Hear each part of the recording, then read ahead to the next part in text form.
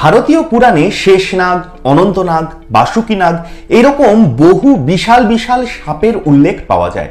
এমনকি যে সমস্ত ছবি বিভিন্ন মন্দিরের গায়ে আমরা দেখতে পাই, পাথর খোদাই করে আঁকা রয়েছে, তাতেও আমাদের এই ধারণা আরো প্রকট হয় যে পৌরাণিক ভারতে এরকম বড় আকারের সাপ হয়তো নিশ্চয়ই ছিল।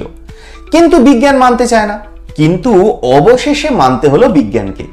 ভারতেই পাওয়া গেল বাসুকী নাগের জীবাশ্ম। কোথায় সব বলবো। এই গুরুত্বপূর্ণ প্রতিবেদন শেষ অবধি দেখুন। আমি দীপেন্দু, দ্য নিউজ বাংলা লাইভে আপনাদের স্বাগত জানাই। গুজরাতে এক ফসিল পাওয়া গিয়েছিল, যেটা বিশ্লেষণ করে বিজ্ঞানীরা বলছেন এটাই হচ্ছে এই বিশ্বের সবচেয়ে বড় সাপের জীবাশ্ম। কচ্ছের এক খনিতে অনুসন্ধান চালাতে গিয়ে সম্প্রতি ২৭টা হাড়ের সন্ধান পান আইআইটি রুরকির বিজ্ঞানীরা।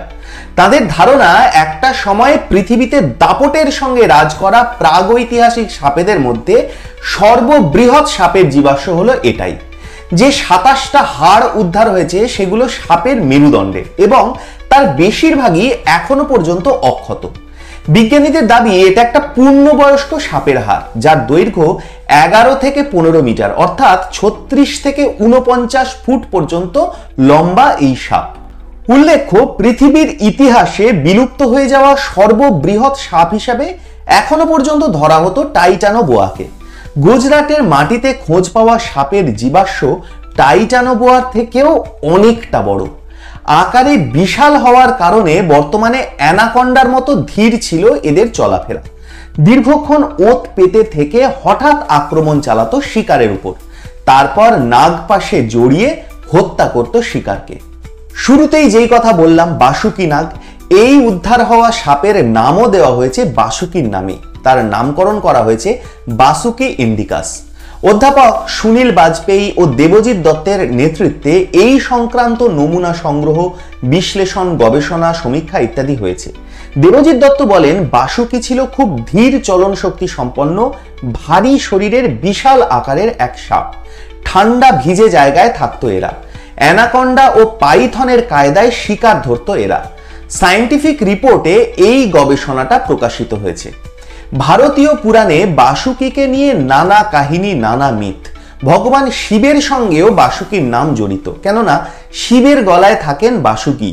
আবার এই বাসুকী নাগী ছোট্ট শ্রীকৃষ্ণকে নিয়ে তার বাবা যখন যমুনা পেরিয়ে যাচ্ছিলেন, তখন উথাল পাথাল বৃষ্টি থেকে তাদের রক্ষা করতে নিজের বিশাল ফনা ছাতার মতো ধরেছিলেন তাদের মাথার উপর। এই বাসুকী নাগকেই মৈনাক পাহাড়ে জড়িয়ে করা হয়েছিল সেই বিখ্যাত সমুদ্র মন্থন।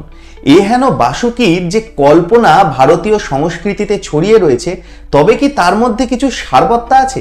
কেননা বাসুকী সাপের অনেক বৈশিষ্ট্যই তো একালে প্রাপ্ত এই সাপের জীবাশ্ম থেকে যে সাপের ছবি বিজ্ঞানীরা আঁকছেন তার সঙ্গে তো হুবহু মিলে যাচ্ছে। বাসুকী ইন্ডিকাসের সঙ্গে তুলনীয় একটা মাত্র সাপের কথাই এর আগে পর্যন্ত জানা গেছিল, তার নাম টাইটানোবোয়া। এটা কলম্বিয়ার সাপ।